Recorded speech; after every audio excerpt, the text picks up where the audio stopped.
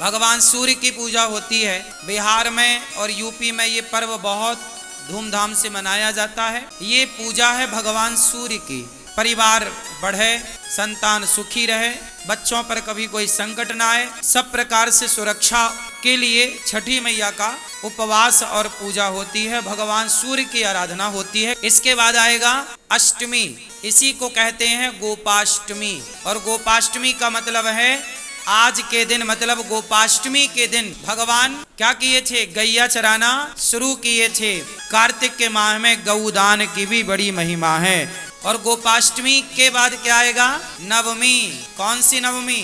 अक्षय नवमी बोलते हैं, आंवला नवमी भी कहते हैं। इस आंवला नवमी के दिन कहते हैं आंवले के पेड़ पर ही भगवान श्रीमन्नारायण का वास होता है। आंवला नवमी के दिन, जैसे रविवार को एकादशी को तुलसी पे भगवान नारायण का वास होता है, उसी प्रकार आंवला नवमी को अक्षय नवमी भी कहते हैं। इस दिन आंवला दान करने की महिमा है। इस दिन आंवले के पेड़ के नीचे भोजन प्रसादी बना करके वहाँ पाने की, भोजन करने की, भोजन कराने की बड़ी महिमा है। हमें बचपन में याद है, हम लोग, हमारी माँ और हम लोग जाया करते थे खेतों में जहाँ आंवले का पेड़ होता था। आंवला भी खाया करो, ये औषधि है। तो अक्षय नवमी कहते हैं, अक्षय नवमी के दिन किया गया कोई भी पुण्य अक्षय फलदायी होता, उसका कभी क्षय नहीं होता। तो आंवले का पेड़ घर में लगाइएगा और आंवले की पूजा करिएगा। जो त्योहार हैं, कितने वैज्ञानिक हैं कि हम लोग पेड़ पौधों की पूजा करते हैं, आंवले के पेड़ की पूजा, ये प्रकृति की पूजा है। फिर आएगी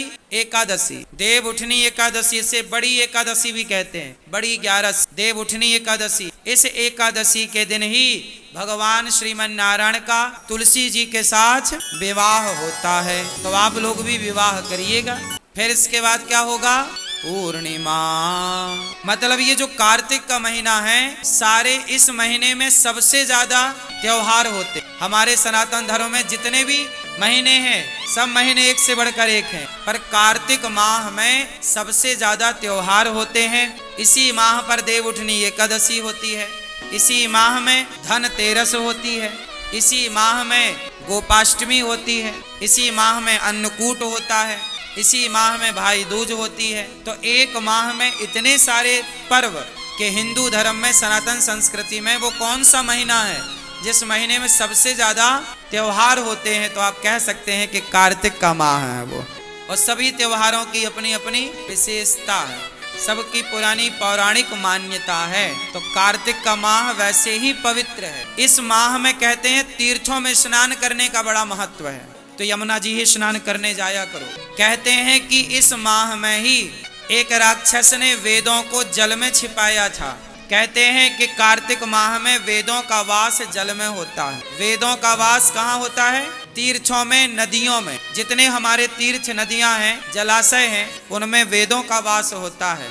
तो वेद जब वास करते हैं तो कहते हैं कि जब आप जल में, तीर्थों में स्नान करते हैं तो आपको वेद माता की कृपा प्राप्त होती है, आपकी बुद्धि कारगर होती है, मीन्स अच्छी होती है, पवित्र होती है। इस माह में दीप दान करने की भी महिमा है।